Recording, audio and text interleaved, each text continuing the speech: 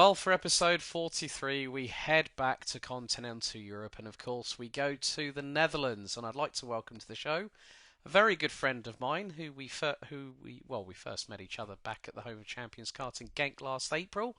Welcome to Commentators Corner, Mr. Cas Poldermans. How are you, buddy? It's been a Thank you. while since Paul Fletcher International last September, hasn't it? Indeed, time flies, and but I'm fine, thank you. A good start to the year. Brilliant. So, Kaz, in your own words, if you'd like to introduce yourself to the viewers and the listeners of who you are and what you do. Of course, yes. Well, you mentioned it already. My name is Cas Poldermans from the Netherlands. I live in Utrecht, very central city. I just turned 40 years old, but from the inside, I still feel very young.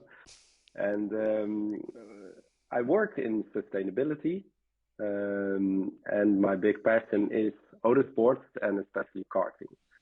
So I grew up watching Formula One. I used to bike to the racetrack at Zandvoort and see all kinds of cars and races there.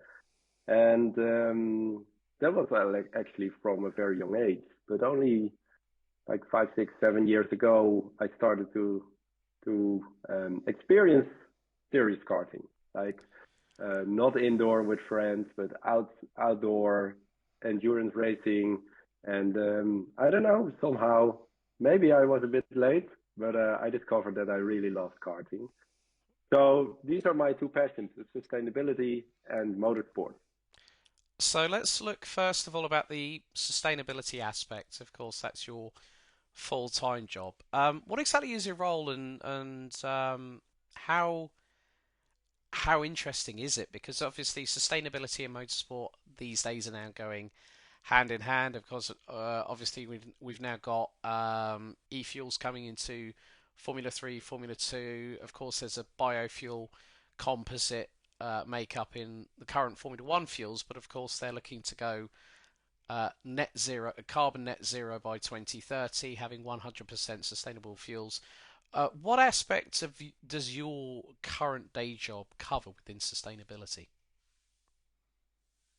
Well, there is a link. It's not very close because sustainability is a topic. It's so huge. I work myself at the local municipality of Amsterdam. Of course, Holland is quite small, so I travel there. But Amsterdam is an interesting city because it wants to be super environmentally friendly. It wants to be the leader within Holland, or maybe even in Europe, as a city. So I work with a big department on developing policies to make everything sustainable. So traffic, mobility, but also buildings and everything that's going on, logistics. And I'm more like an overall advisor, more strategic thinker, a bit long term. Hmm. It can be quite abstract, what we work on. And I think in motorsport, it's getting really practical. It's not just a theory. It's not no longer far away. And yeah, there are some categories where huge steps have been made already and where there is some experience. And there are other classes, having interest in doing more and exploring what can we do, what should we do. And there are still a lot of open questions because it feels quite new. And that's why I mentioned motorsport and sustainability. It sometimes feels very much like a conflict, but if you take a closer look, it's a very interesting crossroads because motorsport has always been about new technology and new frontiers. So it's just another challenge Hmm. for the sport, and it's not one you can avoid. I mean, some people love sustainability, some people hate it, but if you like this sport, there's only one way forward. So let's get the discussion out of the way about do you like it? It's necessary, Hmm. and that's where I find it very interesting to explore what we can do. And I'm also involved with the KNAF, so the National Autosport Federation, Hmm. um, and that's where we really look at what can we do on the medium and short term to make bigger steps within motorsports to become more sustainable. Yeah, I mean, having worked in the automotive industry for the best part of nearly 2.5 decades, I've seen a lot of change. A lot of change, especially with regards to electric mobility. That's something we'll get onto with regards to your sporting activities when it comes to karting in just a couple of minutes. But there's been a lot of changes. Of course, we see PHEVs, plug-in electric hybrids.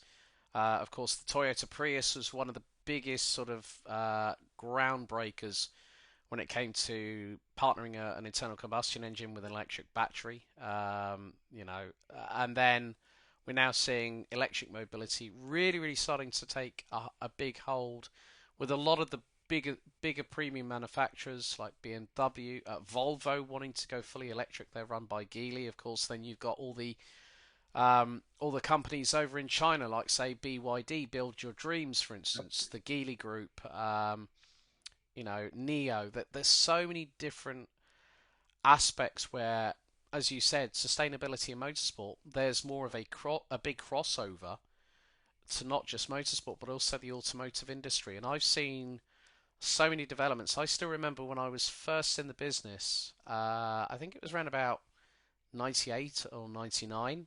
And this is when the PD technology came out with Volkswagen, the Pumperduzer, which was high pressure, direct injection diesel.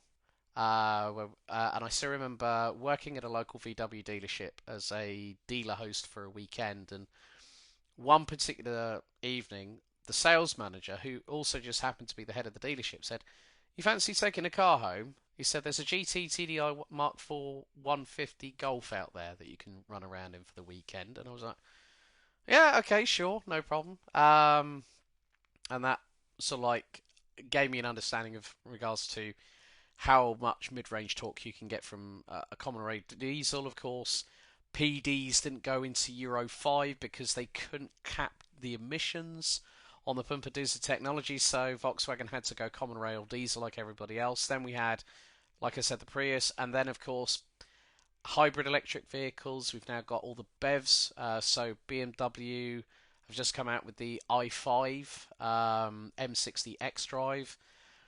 They've also got the iX, the i4. Then you see like Jaguar came out with the I-Pace, and I was working at a Jaguar dealership, Jaguar Land Rover dealership when that car first came out. They said, "Yeah, just take it for a spin."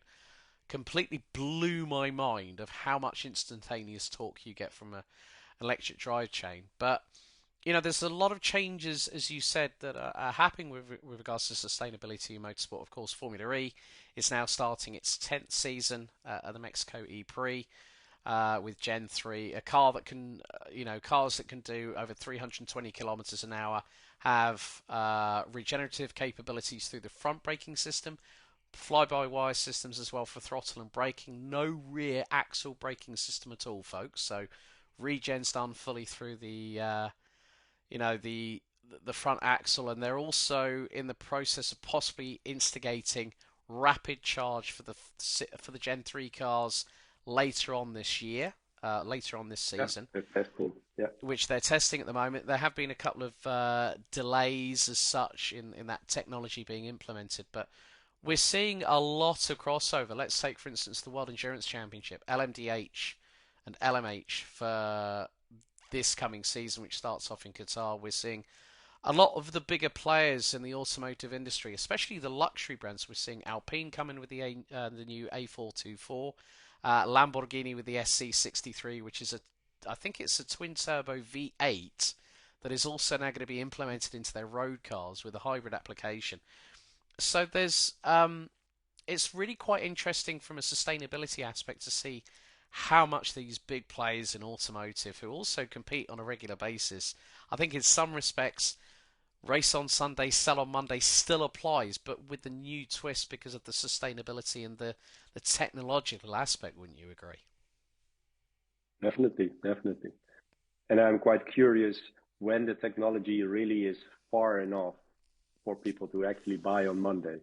And a lot of technologies are a bit too new. Hmm. Um, but there's plenty available yet, and quite impressive. Look at all the electric cars that have come out last year. So it's interesting times, and it's very quick. The development is crazy, and so many brands you've never heard before are becoming the major players. So yeah, Mm. Well, let's super interesting. let's Yeah, let's let's get on to your motorsport antics as well, because this yeah. man has got a very, very particular race helmet design, and I'm going to put a picture on the screen for those watching at home now. But tell us about the inspiration for the design of your racing helmet, because it really struck a chord with me when I first met. You know what? He's gonna grab it, and Here we go. so for those wondering, it is to do with the Hill family, as in Graham and Damon Hill, and you have actually raced against the 1996 Formula One World Champion as well, haven't you? Yes, that's I don't know. Damon always has been my childhood hero. So my father used to watch Formula One back in the day, and Hmm. he had met Graham Hill, and I don't know, somehow my big favorite was Damon. So it was very interesting to follow his Formula One career, mostly on TV, once in a while visiting Formula One races like in Belgium. Hmm. And to me, he resonated. I think there have been some more spectacular talents, maybe, but in a way, I found him very, very friendly, very hardworking, very interesting character, and love and passion for the sport. So I always supported him. So of course, the day I first got into a kart, I had to wear a helmet, Hmm. and actually, this one is the one I use now, and it has been properly painted. But I used my first helmet was just a regular black one, the cheapest one you could find, and I had some white lines of tape Hmm. cut out and made my own Damon or Graham Hill helmet with the white stripes actually um, being the shape of rowing blades. It's a reference to the London Rowing Club where Hmm. Graham used to be active back in the day. Um, so it maybe wasn't very original not to come up with my own design, but it was my way to sort of honor the Hill family and wear it. And one of the fun things about it is actually because it's been a while since Damon won his championship in '96, Yeah. and there are a lot of young kids at the karting track. So when I wear this and I walk around, it's very interesting to see who comes up to me and says or asks anything about the helmet. And it's very often the dad of the kids racing. Sometimes it's kids. I recently met a guy who raced a David Coulthard helmet, and I don't know. It always gives some funny connection for people who recognize it, and it's one of the things I love. This helmet I indeed made in 2017 because that year I had the chance to actually come to the UK and race Damon himself. It was my very first endurance race in karting ever. Hmm. Maybe not the best choice then to face my childhood hero and the Formula One world champion. So I was rather nervous, but at least I showed him the helmet and we had a great chat. And actually, in the race, I didn't do too bad because he finished it on the podium with his son and some other members of his all-star team, and I finished in fourth position, which wasn't bad.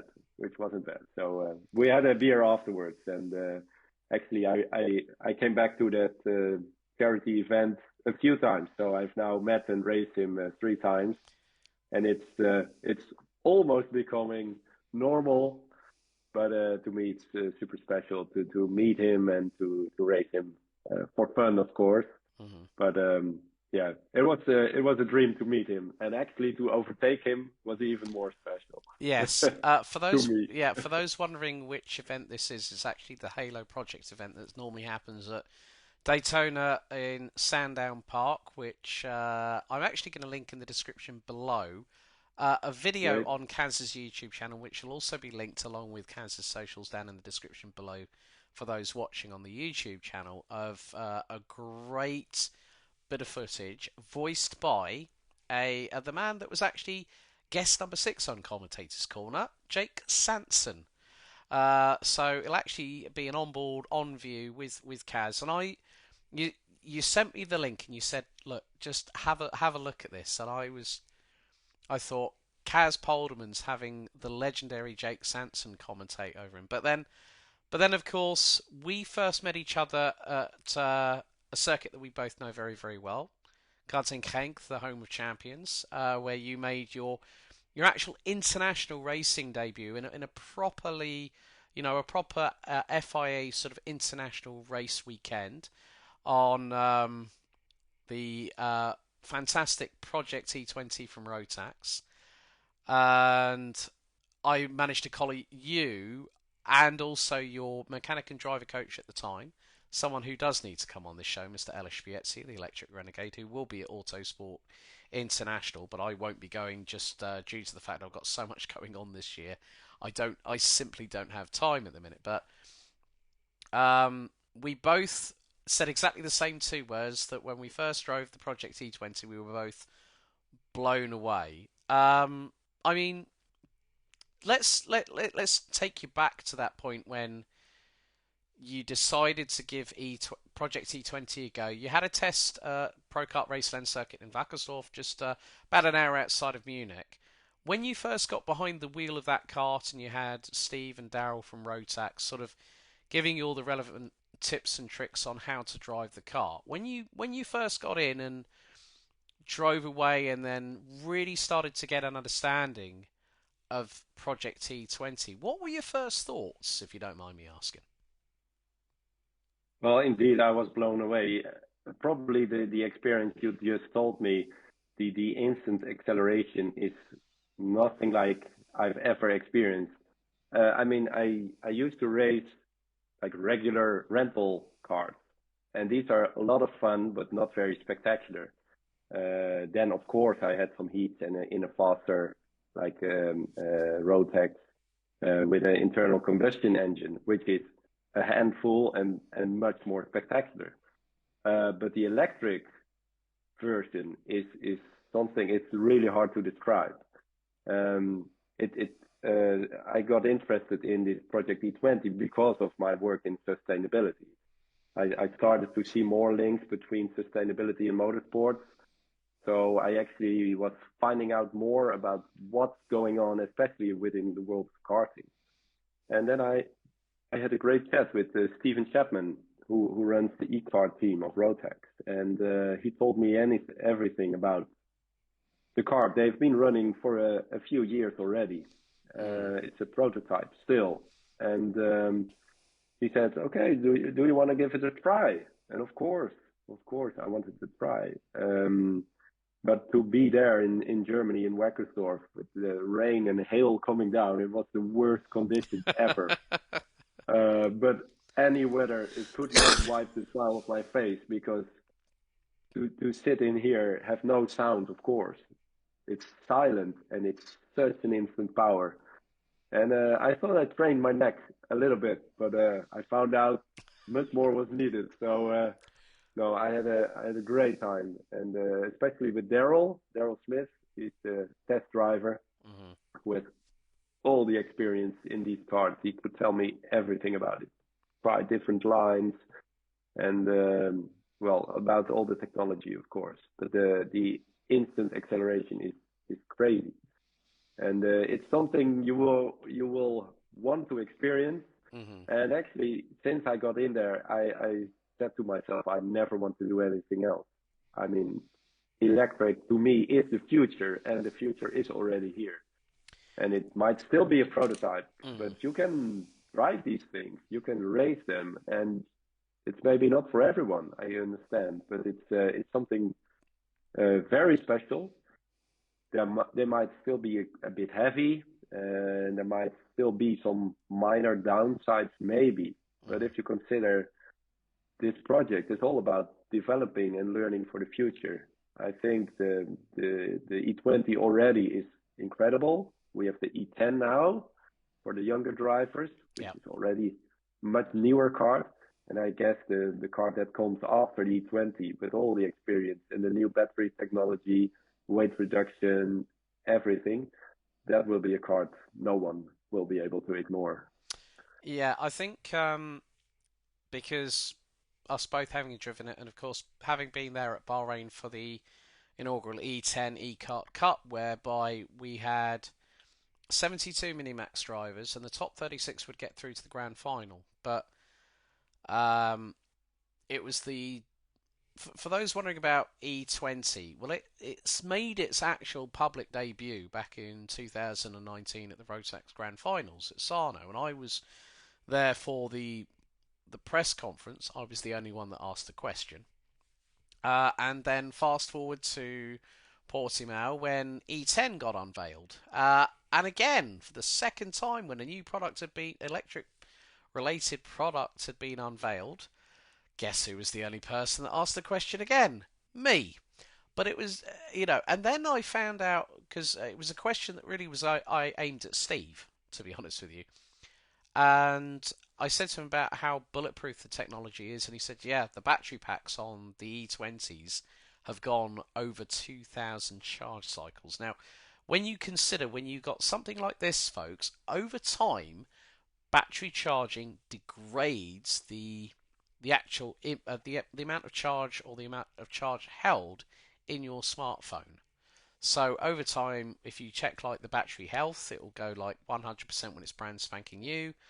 And I think case in point, because I've got an iPhone 14 at the moment, I did have an iPhone 11, and that reduced over 2 years worth of use from 100% to 77%.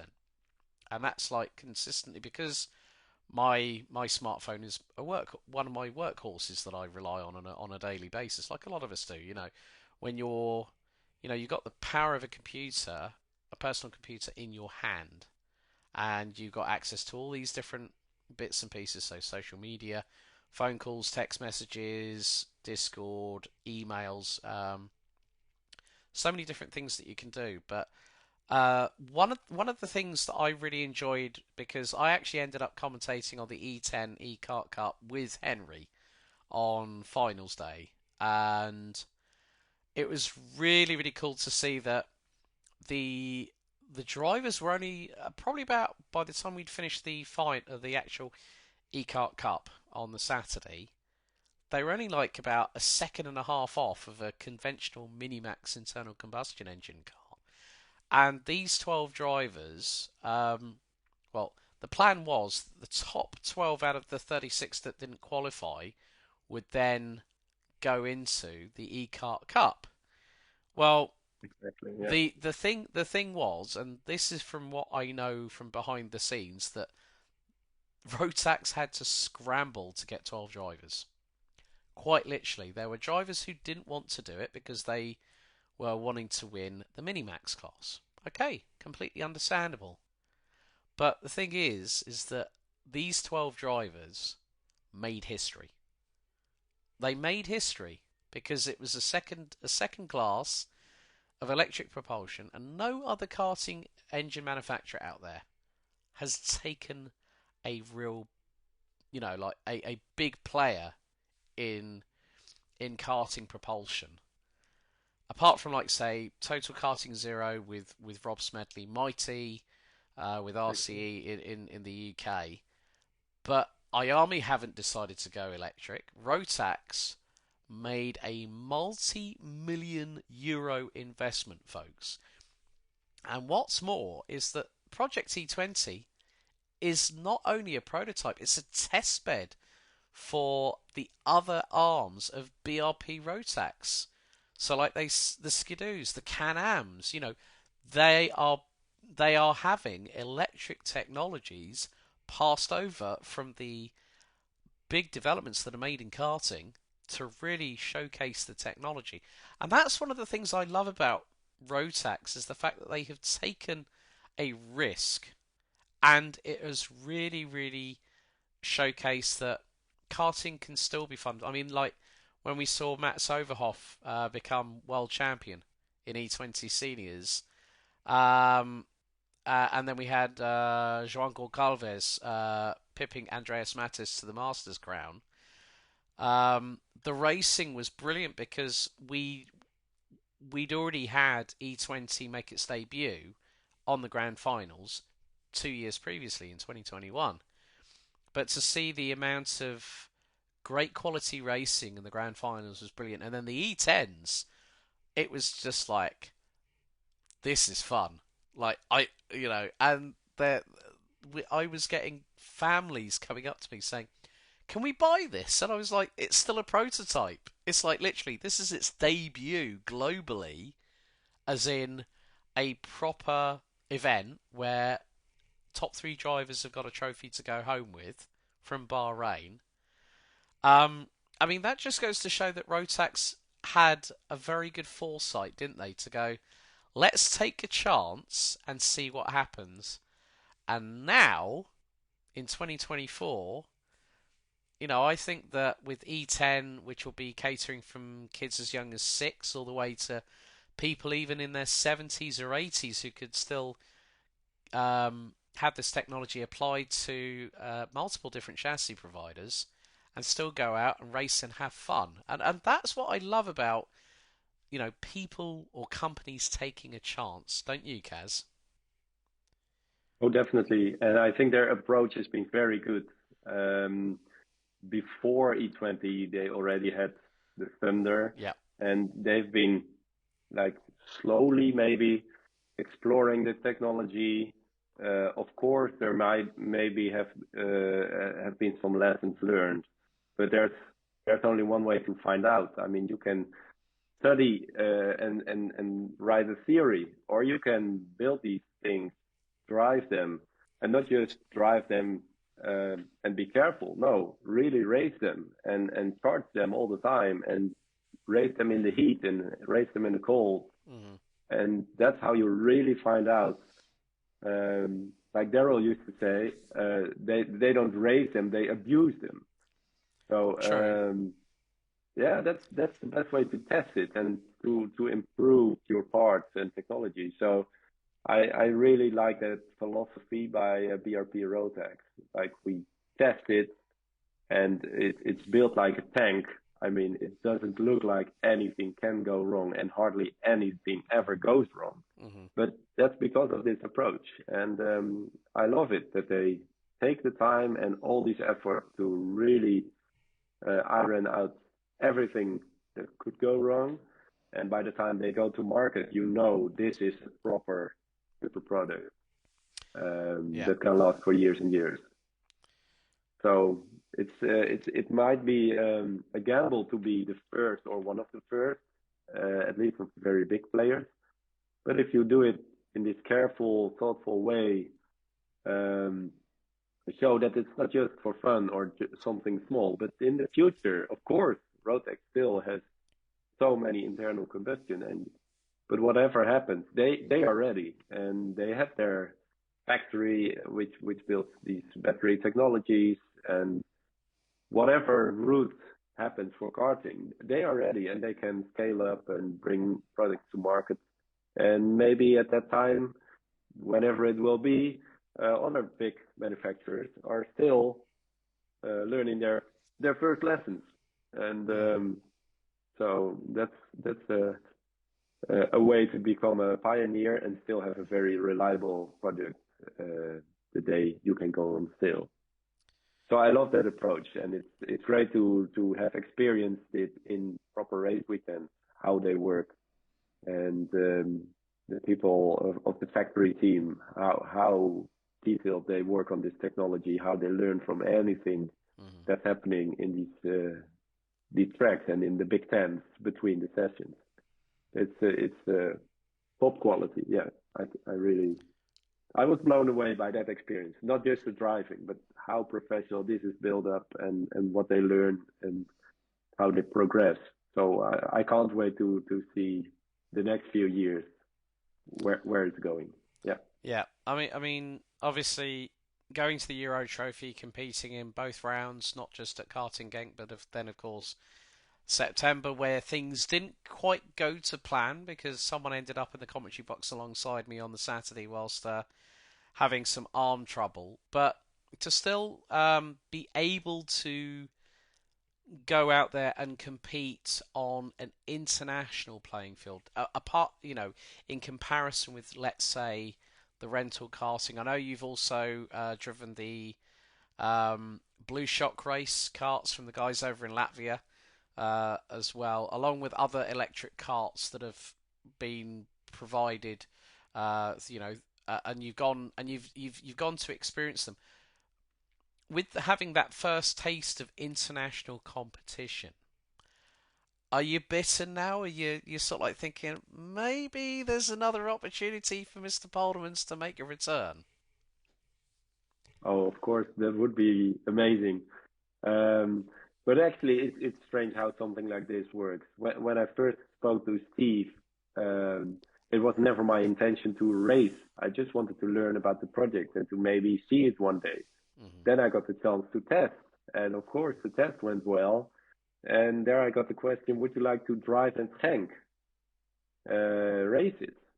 Which was never my consideration. I thought, oh, international event, and this is top level with guys with so much experience. But yeah, why not? If they ask me, are you interested? Of course. And of course, as a tank, I did quite well. I finished on the podium, P2, Yep. which was very unexpected to me. And of course, then I got the question, are you coming to the UK to race at PFI, which is a phenomenal track? And well, that's how this was going step by step. I thought I don't want to miss this. And even there, I got the question, are you coming to the grand finals? I thought, whoa, where does this stop? I mean, Yeah. I of course did not attend the grand finals. I watched it on the live streams back at home. Um, but yeah, I would love to be involved in one way or another. Maybe as a test session or maybe as a race. Actually, I'm planning now to do some promotion for the E20 in Holland. It's my mechanic from PFI, Ronald Montfort, Yep. who works for the Rotax factory team.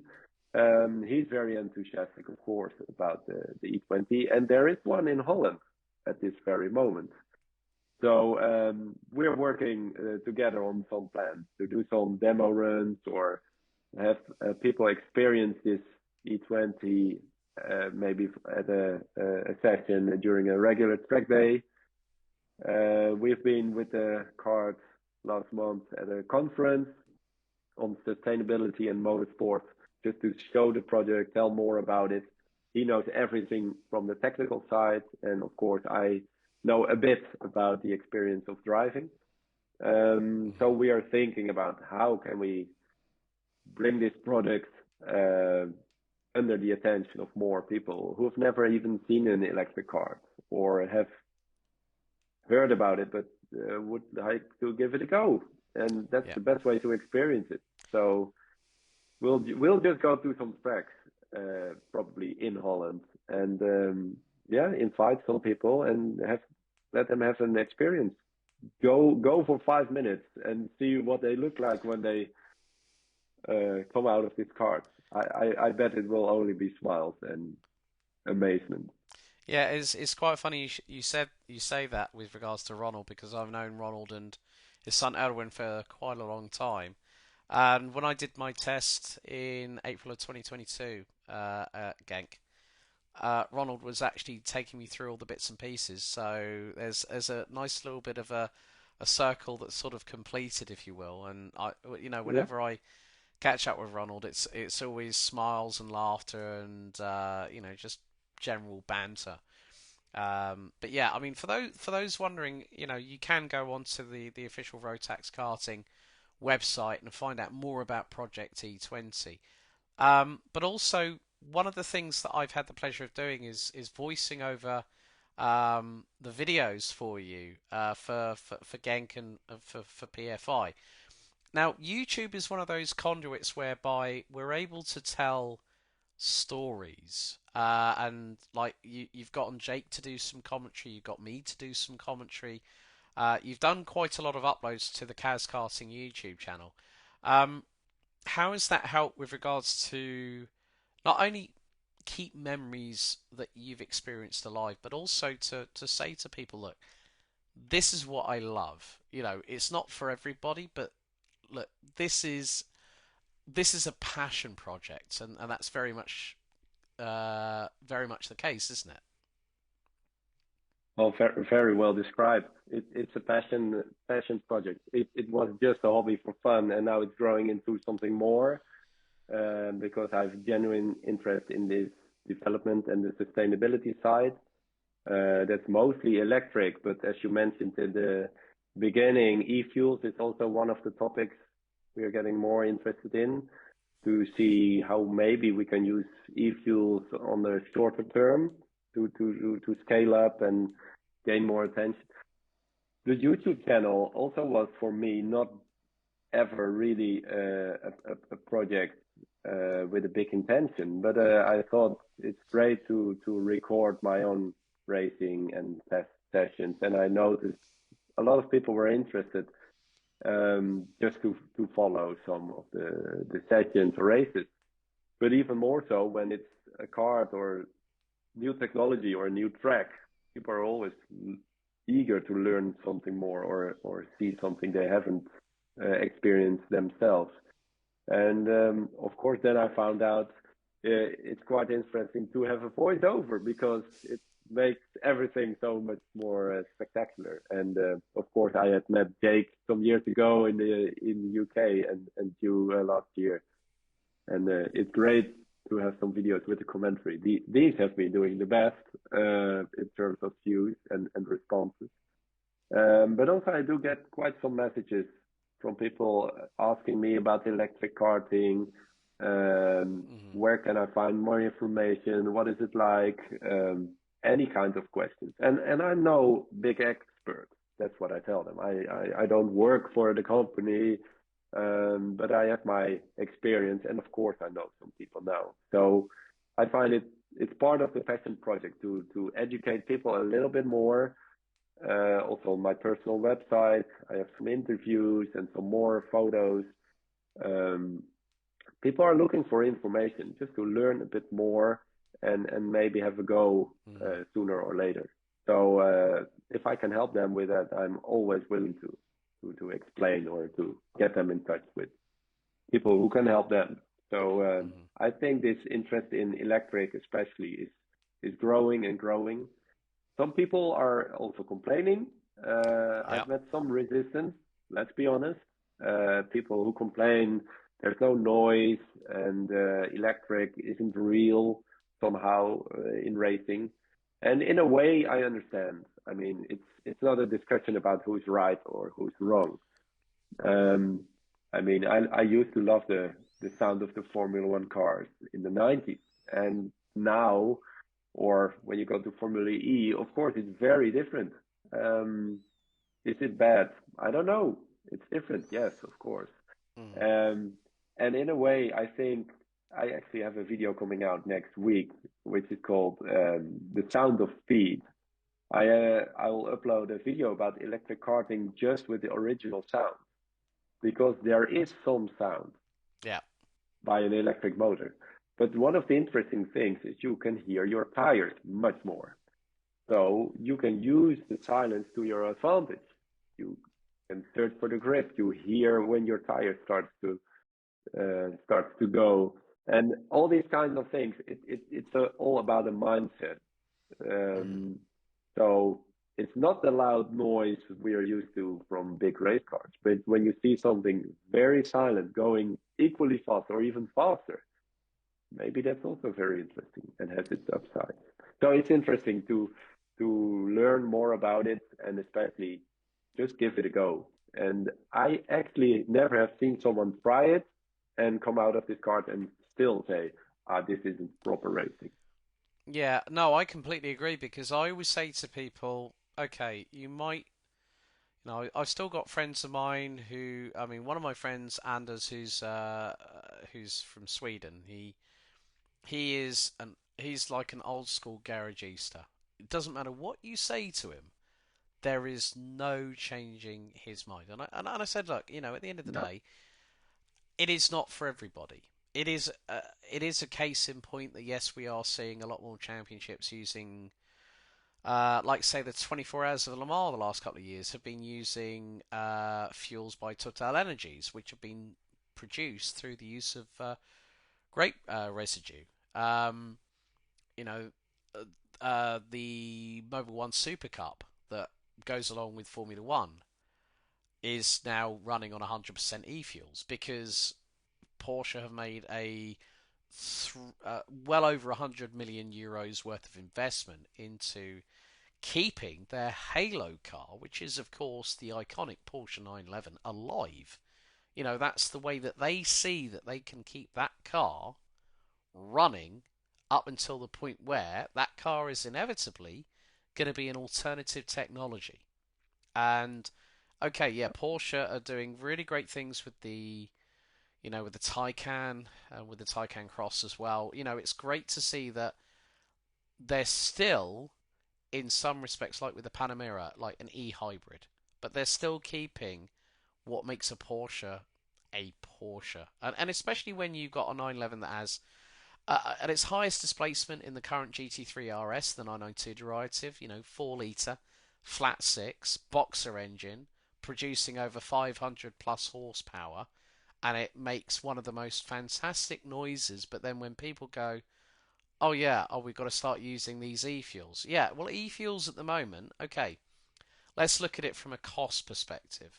You look at the amount of money it takes to refine the product from its base or chemical composition to a fuel that an internal combustion engine can use within the combustion cycle of pistons going backwards and forwards, well, from side to side in a boxer engine, and in a V shape if it's in a, like say, a W12 or a W16 engine, like in the Bugatti Chiron, for instance, which produces over 1500 horsepower. I think I was hearing about 35 euros a gallon of this is how much this sustainable fuel costs. But I think without big corporations, now obviously Porsche is part of the Volkswagen Group. Okay, fair enough, understandable. But they are wanting to do something to actually give people that may not have the money to buy an electric vehicle to still have that opportunity to run internal combustion engines, whereby there is less of an emphasis on a reliance on those fossil fuels that we've been using for well over a century at the very, very least. But I think what's also funny with electric technology when it comes to the automotive industry, Kaz, is the fact that back in the late 1800s, some of the first road cars were electrically powered. And it's quite funny Definitely. how Yeah. so many people seem to glance over something that could have been very, very different. We could have had a completely different automotive industry had electric been the power of choice back in the late 1800s or the early 1900s when you could have a Ford Model T as long as it was black in the early 1900s, when it came off the line at Dearborn in Michigan, just outside of Motor City, Detroit. It is quite funny how a lot of people tend to forget that over a century ago, electric propulsion was being considered for road cars. Exactly. And one of the only downsides actually then was the battery technology Hmm. and the range. And of course, in recent years, we still have the discussion about range, but there have been super vast improvements there actually, so that it's no longer. But yeah, it's funny to see that electric has been a very old technology in a way, Hmm. and a lot of people don't realize it. Yeah. Um, Now, you mentioned about the fact that when you were growing up, of course, knowing about the Hill family, are there any other particular racing drivers that you've followed and become a fan of, apart from obviously Damon and Graham? Are there any particular drivers that you know that sort of like caught your eye and went, I'll keep an eye on that driver? Are there any particular ones? I mean, a lot of people these Yeah, days are talking about Max Verstappen, of course, now defending and reigning three-time F1 world champion. I mean, what a run that guy's had, and he's still in his mid-20s. He's contracted to, I think it's 2028 at Red Bull Racing. Um, but I mean, are there any other drivers that stick in your mind that you've followed and followed their careers? definitely. Within Formula One, actually, there have been two. Um, First, I have to mention Alex Zanardi. Oh yes, Uh, yep, mhm, just a great guy, a great guy. I've met him in '99, and just such an inspiration. Somehow, even or maybe even more after his accident at the Lausitzring, yeah, when he started doing uh, racing in his wheelchair or what's it called his racing bike. yeah, mhm, He even got the Olympic medals racing this, and I think as a person he's been such an inspiration to never quit. mhm, Of course, he had this unfortunate second accident, which is very sad to hear. But he's been a great inspiration and such a friendly guy. And the other driver I always supported was Mark Webber from Australia. oh yes, Aussie Grit, yep, Um, mhm, Also great, indeed. I think he's been a great talent, and of course, when you're partnered with young Sebastian Vettel, who knows everything about the blown diffuser, it's really tough. And I think he paid the price in a way to be the famous number two driver, but uh, but he was a very quick racer, a mhm, good ambassador, and just a very friendly guy. I think that's for me one of the very important things. Maybe what Damon, Alex, and Mark have in common, yeah, that they're quite down to earth, friendly guys with a lot of talent, with a lot of hard work. Maybe not the superstars like Senna, Schumacher, even Max Verstappen, but to me that's less important. I watch the sport, I follow everything for all these years, mhm, but these are guys, I've met them. That always helps because you see some more of the person mhm. behind the camera, or yeah. So these guys always have been an inspiration to me on track. To be fanatic, learn a lot, but also be respectful and friendly to everyone, whatever happens. Yeah, I mean, actually, funny enough, there's an audio file I'm going to send you. It's an interview between myself and Alex Zanardi back in 2015 during free practice one of the final weekend of the DTM in Hockenheim, where they said I had Right? about 10 minutes and the interview took longer than that. But it was just it's a really I think I must have spent a minute and a half or 2 minutes doing the introduction to the interview because it was going out on audio. And um, what a gent!